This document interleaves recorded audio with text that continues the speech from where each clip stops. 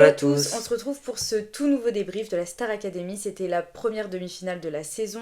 On arrive bientôt sur la finale qui approche à grands pas. Et nous, on a pas mal de choses à dire aussi pour cet épisode, rien que pour le débrief de la semaine. Donc justement, on y va, c'est parti. En parlant de la saison qui devient longue, du fait que les candidats ont peut-être envie de sortir, on a appris cette semaine un peu le scoop. Que personne ne rapporte dans les grands médias. Trop bizarre. Mais qui fait un gros boom sur les réseaux sociaux. C'est le fait qu'Anouk ait voulu sortir de l'émission. Selon Clément Garin, Anouk aurait fait la demande à la production de pouvoir être isolée donc une nuit à l'hôtel parce qu'elle faisait des crises d'angoisse en raison des caméras, en raison de l'ambiance aussi au sein du château, du fait que c'est une aventure qui reste assez longue. Oui. Et cela lui aurait été refusé par la production. Et donc on lui aurait dit, en tout cas, il te reste 24 heures de toute façon.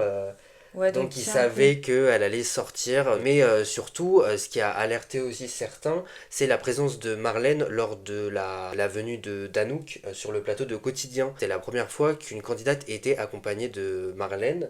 Et donc selon toujours Clément Garin, la production aurait voulu que Marlène joue un peu le rôle de la grande sœur, en supervisant un peu son intervention, en faisant en sorte que rien ne puisse être dit sur le plateau, justement. Peut-être des questions qui lui seraient posées. Enfin, c'était un peu pour superviser ça, quoi. Et donc, c'est vrai que ça a fait grand bruit sur les réseaux. Et ce qui est assez étonnant, c'est ce dont on avait parlé, c'est que il n'y a pas grand monde qui l'a repris en tant que média mainstream. Oui. Même s'agissant des influenceurs qui sont vraiment liés à la Starac, il n'y a pas eu énormément de réactions autour de ça. Non, c'est très bizarre. Alors en fait, ça pose plusieurs questions parce que du coup, quand Clément Garin a sorti cette information-là, nous, automatiquement, on s'est dit, c'est bizarre, il n'y a personne qui en parle. Comment ils ont géré même par rapport au live. Si jamais, tu vois, elle a commencé à faire des demandes ou quel était son comportement pendant le live, il n'y en a pas eu. Quand justement, cette fameuse réponse de dire, ne t'inquiète pas, en gros, il te reste 24 heures et après tu sors. Alors comment ils le savent? Est-ce que vraiment les votes étaient plus en majorité pour Victor ou est-ce que ils lui ont fait comprendre dans tous les cas on va te faire sortir donc t'inquiète, tiens et puis tu sortiras. Donc est-ce qu'il y a eu de la triche en termes de vote? On ne sait pas.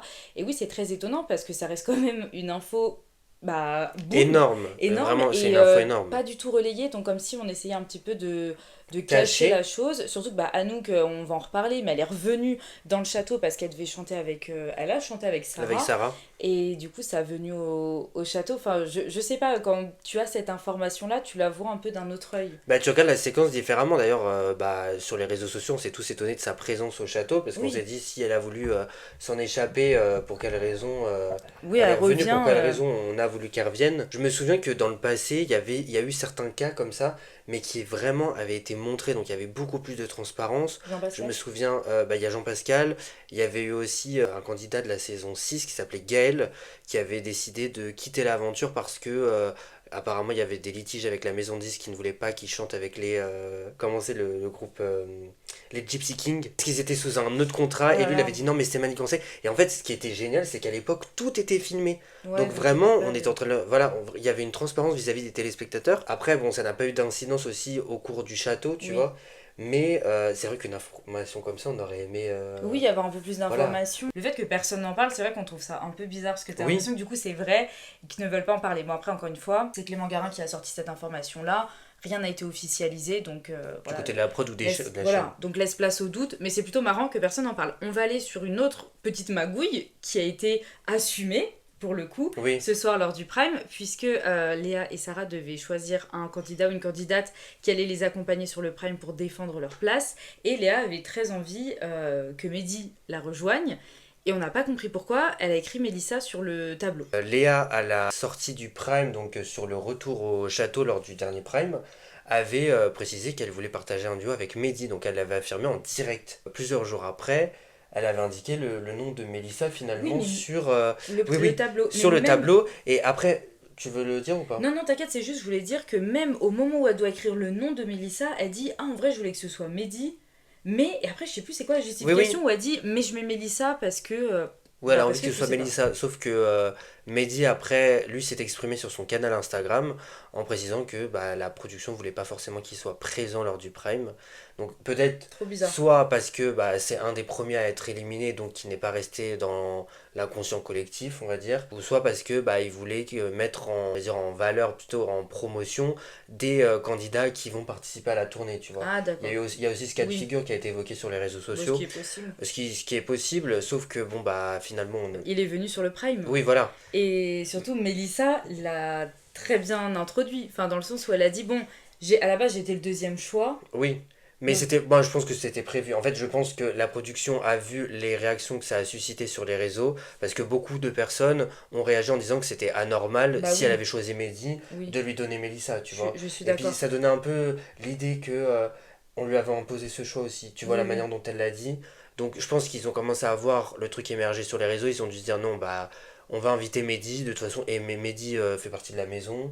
Mehdi, bon, il n'a pas non plus une grosse carrière à l'extérieur, tu vois, non, un truc comme ça, donc il n'y avait pas de raison non plus qu'on lui dise non, bah Mehdi non. Pourquoi c'est pas Mélissa qui a été en deuxième surprise à la limite, et Mehdi première surprise, enfin tu vois, c'était bizarre. Mais parce que ce qui les a bloqués, c'est le fait qu'elle le dise en direct, qu'elle voulait que ce soit Mehdi. Si elle ne l'avait pas dit, t'inquiète pas que Mehdi ne serait pas venu. Hein. Ouais, je pense. Je pense que le fait qu'elle l'ait dit, ça les a un peu bloqués, parce qu'ils se sont dit, ouais, ça donne un peu l'impression qu'on a imposé un choix à Léa. On peut enchaîner avec Jeanne. Jeanne, pareil, candidate qui est sortie et qui va... Bah, qui a été signée du coup chez un label, Sony Columbia, et donc on a appris qu'elle avait signé au sein du label. Peut-être que du coup elle va devoir attendre la sortie du single du vainqueur pour pouvoir sortir de nouveaux titres. Oui. Mais en tout cas, oui, c'est la première candidate de cette saison à avoir été signée. C'était prévisible qu'une maison de disques s'en empare. Et surtout sa participation en deuxième partie de soirée pour interpréter une deuxième fois son titre. Quoi. Oui.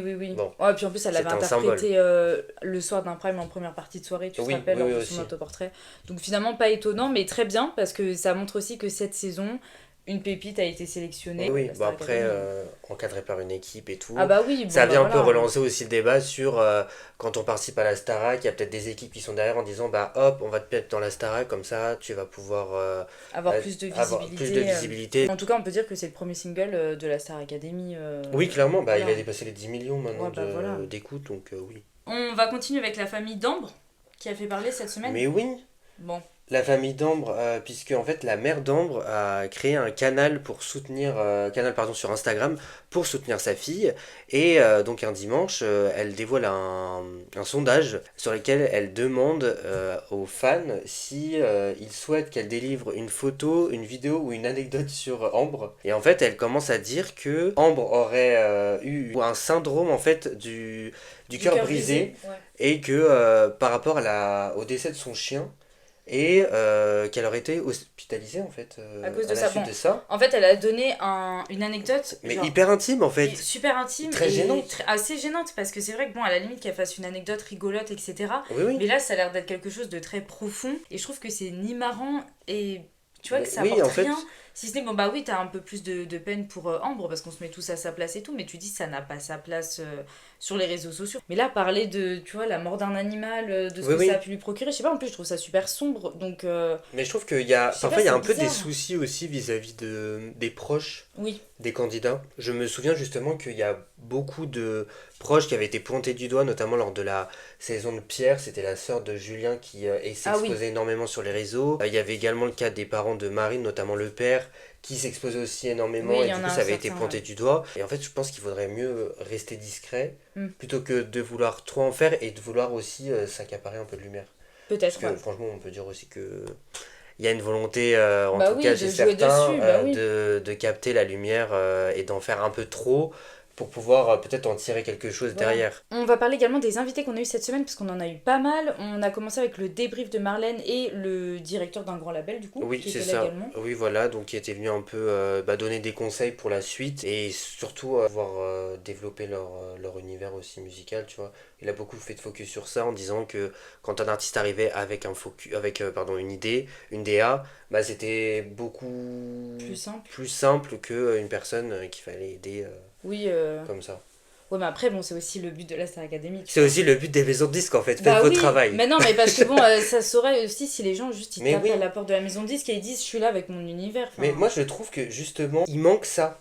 En fait, il manque des personnalités qui viennent et qui les encadrent à ce niveau-là. Parce que je trouve, par exemple, que Ambre ou Léa n'ont pas forcément d'univers. En fait, Ah, tu je vois, trouve que déjà Ambre, elle a peut-être un peu plus un univers que. bah, quel est son univers? Bah, tout ce qui est rock, j'avoue que moi je la vois bien Oui, mais dedans, elle, tu vois, t'as pas l'impression que, genre, il la dirige dans un truc comme ça. Alors que je suis d'accord avec toi, pour la mais suite, ouais. pour autant, je trouve que elle est pas encadrée à ce niveau-là, tu vois.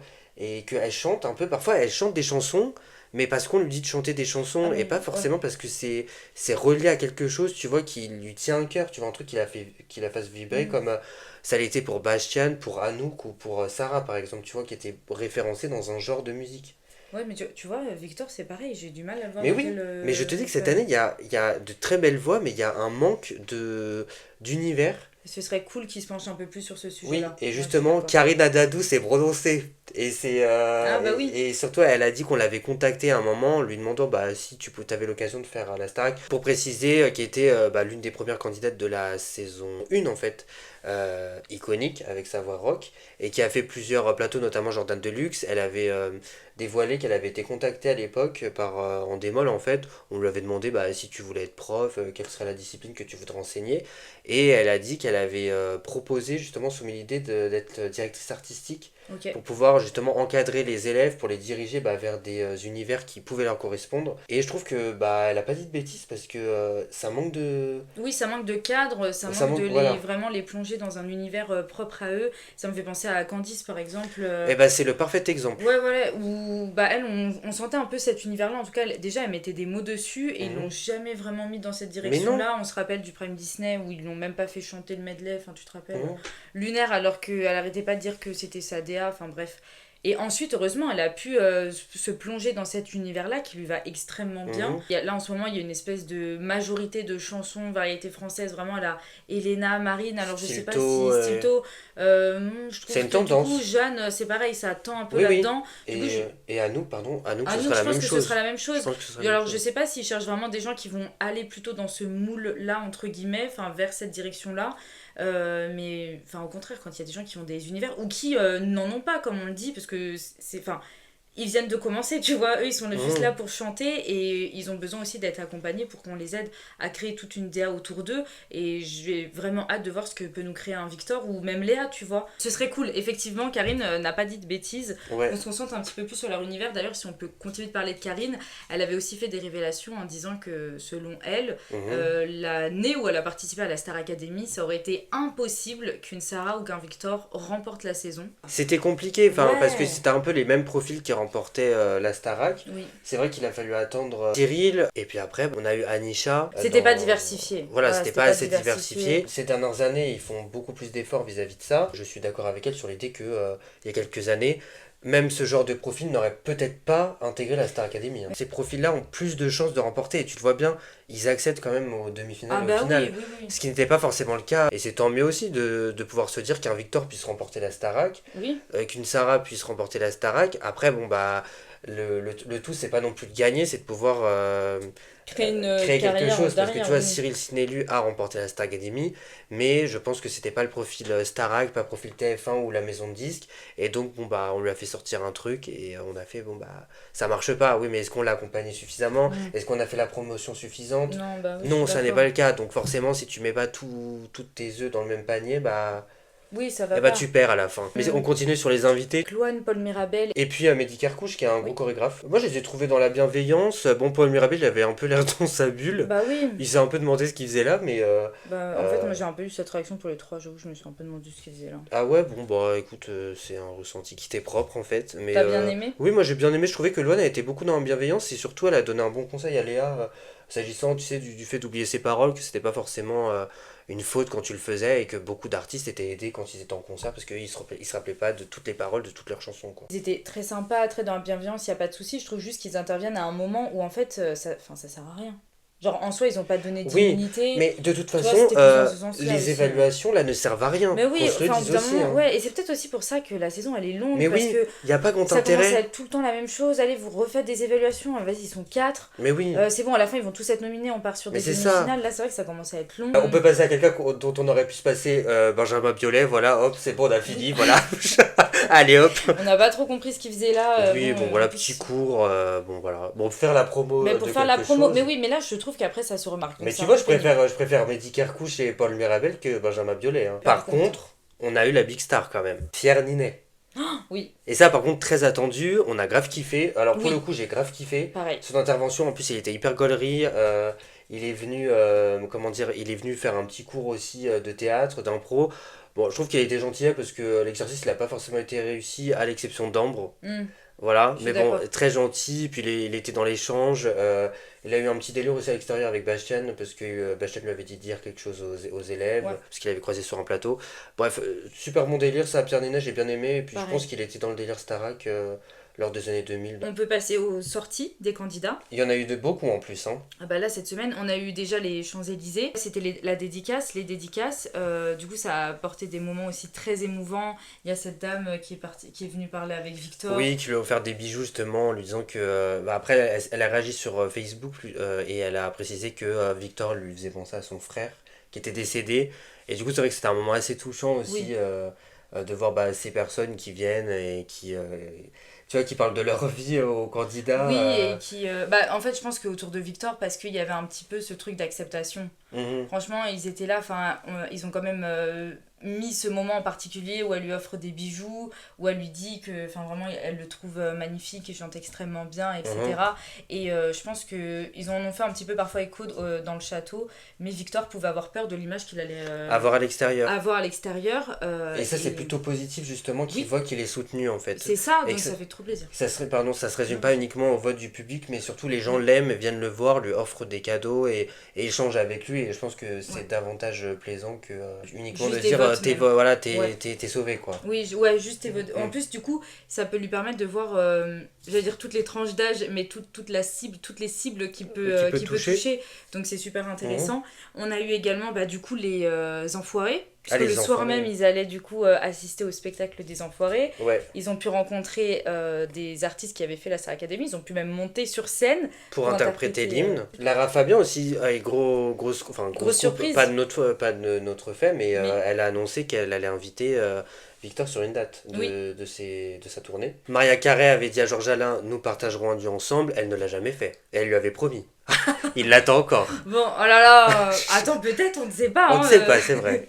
Bon, il est peut-être temps de passer au Prime. Oui, mais juste pour préciser, il y a Léa et Sarah aussi qui ont été voir leur famille. Mais oui, j'allais passer à côté. Non, qui sont partis donc dans leur village, dans leur ville, pour aller à la rencontre de leurs fans et également de leur famille. Donc c'était quand même des moments émouvants. Oui. Pour les deux, ça a dû les rebooster aussi pas mal. Et puis voilà, moi j'ai apprécié les moments aussi. Oui, j'ai même hâte que Victor et Ambre puissent en profiter également. Du coup, pour cette première demi-finale, on avait déjà quelques invités, des beaux invités, Mika, Laurine, Garou, Bob Sinclair. Les premiers invités officiels. Hein. Oui, voilà, donc oui, officiels, parce qu'on a eu pas mal de surprises. Du coup, pas mal, très contente perso de revoir Laurine. Ah mais oui, mais franchement... Mika, pareil, j'adore, donc... Et pareil, j'ai aimé la programmation. Hein. Ouais, c'était j'ai aimé la programmation d'invités. Donc là-dessus, très bien. On a eu ensuite des invités surprises. Alors là, on commence, donc Sarah chante avec Anouk, jusque-là c'était prévu. Ensuite, Fanny intervient. Sur quelle musique elle intervient, Fanny ? On a tellement manifesté cette musique, Defying Gravity. On a fait que d'en parler ici. Mais oui, et j'étais tellement heureux qu'elle fasse en fait cette chanson, parce qu'elle avait demandé aussi à la faire un moment avec Ambre, ils lui ont jamais dit oui. Et puis bon, elle a chanté avec Fanny, un peu déçu du rendu, je vous avoue, parce que j'ai l'interprétation d'Ariana Grande et Cynthia Erivo dans la tête à chaque fois. Non, mais c'est surtout que là c'était une version raccourcie parce que ça devait être dans le timing. Mais alors, imaginez bien que quand j'ai commencé à voir le décor en arrière-plan, je me suis dit, ils vont pas chanter Wicked. Et là, bim, ils chantent Wicked. J'étais en mode, oh! On a fait que d'en parler! J'étais ouf. On a fait que de le dire ici, donc on était quand même très contents du clin d'œil. Il était temps parce que vraiment, même elles en parlaient. Et ensuite, Fanny a laissé la place à. Maëlle. Mais Maëlle, on l'a tellement manifesté aussi parce qu'on voulait qu'elle soit présente sur le Prime. Et j'ai adoré en fait la chanson Les Fêtes de Masse qu'elle a interprétée avec Sarah, quoi. Bah oui, donc très bien. Ensuite, on a eu Léa. Donc Léa, elle chante avec Mélissa. Puis Mélissa lui dit j'étais le deuxième choix, mais le premier choix arrive. Et donc là, il y a Mehdi qui est là. Et ensuite, après Mehdi, Vita. Et en plus de ça, ensuite, on a une autre surprise qui a été englobée, puisque Charlotte Cardin est venue. Ça faisait longtemps, du coup, qu'elle n'était pas venue dans la Star Academy. Bon, elle avait annoncé que son grand-père était décédé, et que du coup, elle n'avait pas pu se déplacer, etc. Ensuite, après ces surprises-là, j'ai trouvé que le prime était extrêmement long. Ouais, très long. Franchement, nous, on a commencé à trouver ça très long. Je trouve que c'est l'une des demi-finales qui a été la plus boring, vraiment, depuis le lancement de la nouvelle génération. Je le dis parce que... Je sais pas pourquoi, en vrai. Très long. À 23h30, à un moment, on avait fait le tour. Ouais, et on s'est dit, mince, il reste encore Bob Sinclair, donc on savait qu'il y allait encore avoir de la chanson. Ça devenait vraiment très long en fait. Donc vraiment l'année prochaine, il faut raccourcir les primes parce que c'est trop long pour pas grand chose. On peut passer à notre top si tu veux bien. Pour le coup, j'en ai que 2. Ok. J'ai l'hymne à l'amour avec Léa et Sarah que j'ai beaucoup apprécié. Ah ouais? Oui. Moi je suis très étonnée de ton top, donc évite de juger le mien. Non mais je te dis. Ok. À un moment donné, t'as dit je le mets dans le top, je l'aurais pas mis dans le top. Perso. Bah, j'espère que je m'en souviens de mon top. Ouais, voilà. Bon, moi, l'hymne à l'amour, j'ai trouvé. Bon, après, la chanson, je trouve qu'on l'a beaucoup entendue cette saison. Trop. Mais, je sais pas, c'était peut-être le fait que c'était la demi-finale qu'elles chantaient ensemble pour la dernière fois. Moi, j'ai trouvé ça beau personnellement. Et Victor sur Havana. Ah ouais? De Camila Cabello. En vrai, j'étais pas trop dans le truc parce que c'est un tout autre mood que la version originale. Mais je sais pas, j'ai bien aimé. Le tableau était lui rendait bien hommage et il y a vraiment mis sa touche personnelle parce que il a avoué aussi il a avoué, c'est pas du tout un truc voilà, mais il a dit à Sarah qu'il faisait du drag aussi. Oui, dans la quotidienne, ouais. Oui, et j'ai trouvé ça pour le coup, c'est un petit truc, mais j'ai trouvé ça hyper important que on puisse apporter ces sujets-là, tu vois, liés à l'identité, au genre, à l'orientation sexuelle, au drag aussi, sur une case de grande écoute. Oui. Parce que ça permet aussi à des plus jeunes qui peuvent entendre ce genre de discours de se dire je ressens aussi ces choses-là et c'est normal parce qu'il y a d'autres personnes qui ressentent aussi. Tu vois. Donc ça, je trouve qu'en termes de représentation, c'est pour ça que la présence de Victor et moi, Victor, c'est mon chouchou là, du coup, j'ai envie que ce soit lui qui remporte la saison. Je trouve qu'en termes de représentation, c'est hyper important d'avoir ce type de profil, tu vois. Je suis d'accord. Qui puisse rassurer une partie de la population aussi, qui peuvent ressentir les mêmes trucs. Oui, voilà. Je suis complètement d'accord avec toi. Pour ton On passe à mon top. Moi, j'en ai pas 2, j'en ai 3. Peut-être qu'il y en a un autre qui va se rajouter. Ah bah on t'écoute, vas-y. Alors, moi, j'ai vraiment apprécié le duo Mélissa et Léa sur Il me rit tout sonné. Oui. J'ai trouvé vraiment que c'était clairement leur DA. Ah oui. Ouais. Surtout celle de Mélissa. Oui. Et puis bon, j'adore Théodora, donc forcément. J'ai bien aimé aussi le duo chanter-danser Bang Bang de Léa et Sarah. Le troisième, c'est J'oublierai ton nom de Sarah. Oui, c'était sa carte solo. Ouais, c'était son grand solo. Oui, c'était son grand solo, moi j'ai vraiment apprécié. Et petit quatrième, c'est Feel the Love Generation. Pour une fois, le top, pas du tout le même, je crois. C'est la première fois de la saison. On s'est affrontés.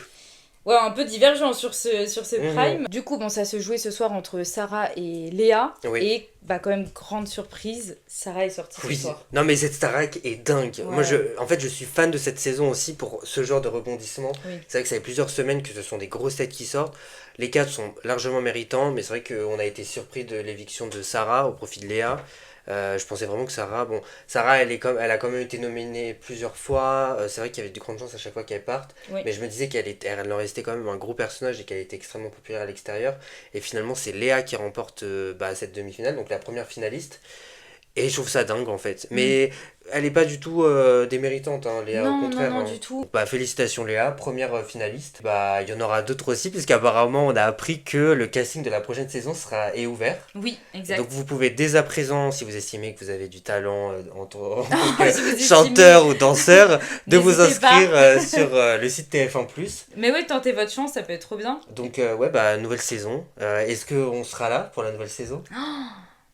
Oui, on sera là. J'espère que oui. On va peut-être aussi savoir ce que nous réserve la semaine prochaine avec le spoiler du directeur. Oui, alors qu'en est-il? Eh bien, le spoiler du directeur pour la semaine prochaine est le suivant. Donc, Nikos avait déjà annoncé cette info, mais Thomas Joly sera présent lors du débrief avec Marlène dimanche. Donc, Thomas Joly qui était le metteur en scène de la cérémonie d'ouverture des Jeux Olympiques à Paris. Lundi, il y aura également des évaluations. Mais toi, c'est long. Oui. Donc, des évaluations qui n'ont pas grand intérêt. Et les invités seront donc Matt Pokora, Vincent De Dienne Et pour la danse, c'est Léo Walk, que je ne connais absolument pas par contre. D'accord. Voilà. Le lundi après-midi, il y aura une masterclass de théâtre avec Papy. Et j'étais persuadé de ces invités. Vraiment, je m'étais dit, ils vont faire la promo à la Starac.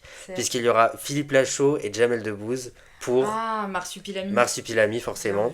Et dans la semaine, comme Léa et Sarah cette semaine, Ambre et Victor pourront retourner chez eux. Et ils pourront aussi choisir un ancien camarade pour chanter un duo. Ok. À votre avis, qui va choisir qui ?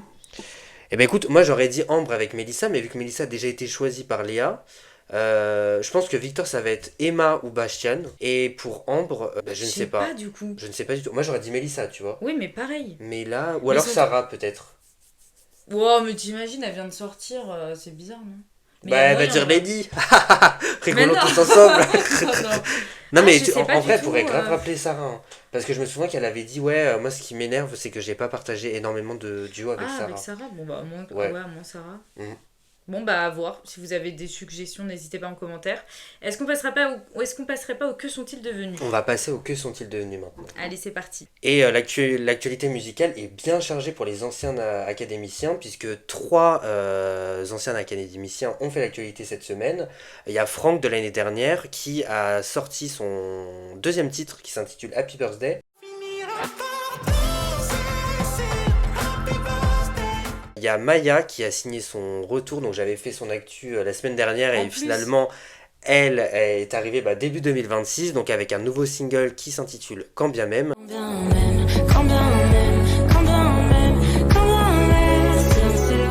Et surtout, elle a annoncé sa première date solo, puisque le 28 avril 2026, elle va performer à l'Étoile sur Paris, donc ce sera son premier concert solo. Okay. Et on a eu forcément la participation de Julien Lieb à Lib. À chaque fois je me trompe. Bon.